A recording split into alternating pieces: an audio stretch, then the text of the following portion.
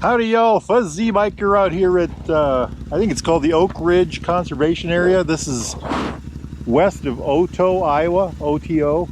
Big wilderness area down there. Trails, all that neat stuff. We're out here on the Hot Rod Himalayan. By the way, there's one of my favorite trees of all times. I love taking pictures under this tree. We did a little bit of work to it. I rode it about 150 miles yesterday. We're in the middle of January right now.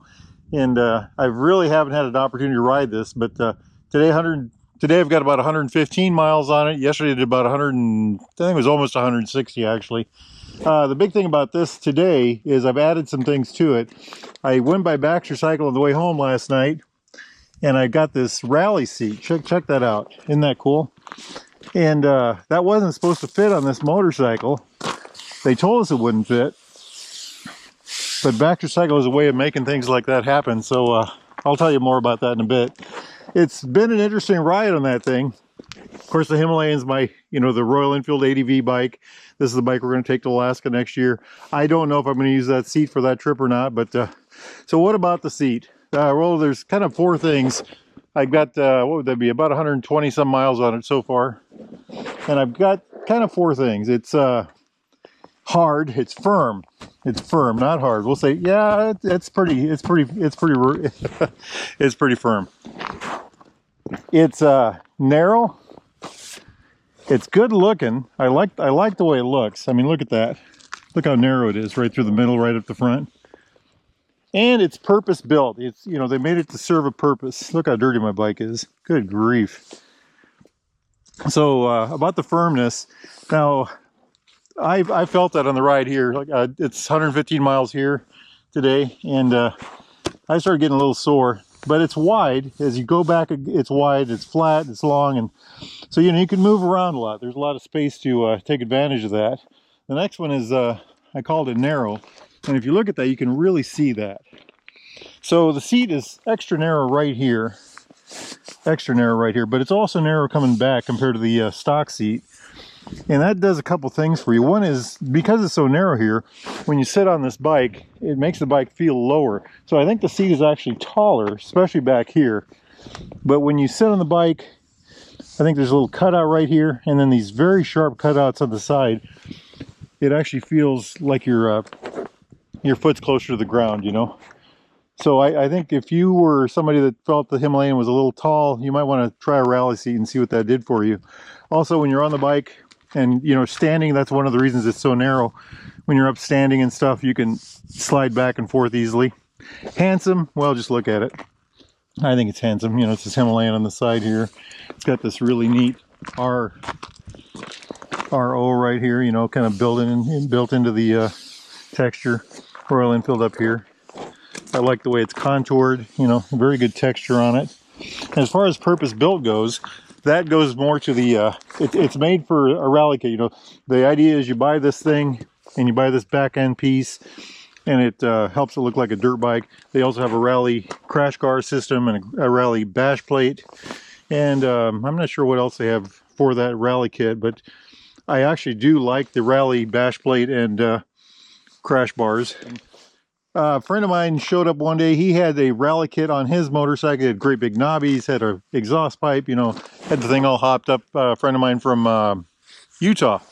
And he let me borrow the bike. We put, 10 miles on it, 20 miles on it, something like that. Just had a ball in it. And in that situation, I took it out on gravel roads and just had some fun with it, if you know what I mean. The seat was great because, like I said, you could slide forward and backwards. You could, you stand up and distribute your weight backwards if you needed and forward if you needed it, and it worked really well that way. Anyway, so it's firm, it's narrow, it's good looking, and it's, like I said, built for a purpose. Little add-on, I mentioned that Royal Enfield said the seat would not fit without the rally kit. How did Baxter Cycle get that to fit? Well, let's take it off and see what we can learn. Needed two hands for that. So there's the seat. We took the old seat off the motorcycle right there. We adjusted. You can use this little thing right here to adjust high and low. I've got it in the high position. If you want it in the low position, you do that. That's low position. That's high position. We want it in the high position. And then we just took it like this.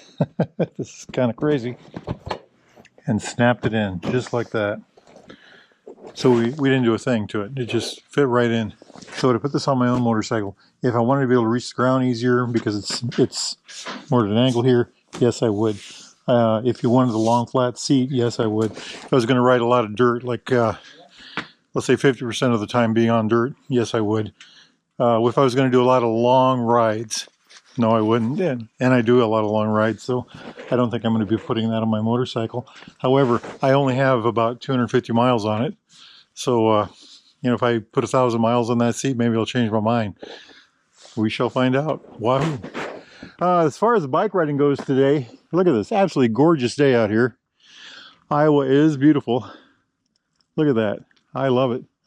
Everything's going pretty good with the bike. I did install these mirrors. I think I might have to raise them up though, I think. I lowered them down like this because I wasn't able to see out past my shoulder enough. Now I'm thinking they're a little low. Now I like my mirrors up high, so I might do something different with that. The other thing I did was we put a wire from a hotspot back here, up here, so I could run my Garmin. And I wanted the Garmin hooked up so when you turn the key on, this would come to life, and it does right there. So, hey, maybe you can see where I'm at. Back it out here. Yeah, Oto right there. And that works pretty good. And the other thing I did was I moved my TPMS sensor over here a little bit so I could see it better when I'm rolling down the road. The other thing I want to mention, so it's a cool day, and the bags that we put on here, this bag here, and then I've got another one on the other side. That's my first aid kit that we're going to Alaska, so I wanted a first aid kit. They are actually cutting the air. When you're sitting on the bike, they're blocking the air from my knees. So when you're sitting on the bike, you can stick your hand out here and you can feel the wind. So that has really made a difference, I think, in keeping the air off of me when it's cool out. Now we'll see how that works when it gets warm out. The other thing I'd like to mention, this thing right here, I got this at Baxter Cycle. It's a WRS. It's the biggest one they make. I've been getting a lot of questions about those. I like that. I like it a lot. It's the best one I've found so far. Our friend Colorado Mark has one similar to it, but shorter. Now, he just ordered himself a GV, and he says it's actually bigger than this one. I'll have to see that. If we get a hold of that one, we'll try to, make a video on it. At least show it off to you. The other one is these Barkbuster Storms. These have made a lot of difference today. And, they keep the wind off your hands. I mean, I've got my good gloves on. But I think they've really improved the ride a lot. I am very happy to have those. I got those from, let me think about this. That's 3dcycleparts.com. And the big thing about them is I wanted these that were powder coated black, because usually these are aluminum colored. Well, everything I got up here is black, so I wanted these to be black too, and they had those. Very nice quality. I like them a lot. I like them a lot. So the bags, the windshield, these, the mirrors, the Garmin's on there now. I've got bags I'm going to put back on here. I took them off because we were doing work on it. We changed the antifreeze in the bike the other day. So whether we switch the seat back around or not, I'll get those bags back on the back. Also, I just love this thing. Oh, hey, look at this. Nomad. That's what I call this bike, Nomad. Why would I call this the Nomad? Well, in the first 3 months I owned this bike, we went to 20 states. I put over 17,000 miles on it. I think we're just under 17,500 right now. Hey, Baxter Cycle sticker right there. 17,374 by golly. Gorgeous day, gorgeous day. If y'all are interested in a motorcycle like this, or parts, accessories, thingamajigs, doodads, need a Royal Enfield, Triumph, classic British bike of any type, jackets, gloves, helmets, boots, anything at all, get yourself over to Baxter Cycle in the mighty metropolis of Marnie, Iowa, or go to baxtercycle.com. Tell those fine folks that Fuzzy Biker sent you. Hit like and subscribe. Now it's a beautiful day out here. Look at this. Just gorgeous, gorgeous day out here. I'm going to go for a motorcycle ride. Y'all do the same if you can. Wahoo! Ready? 1, 2, 3. Wahoo! Wahoo!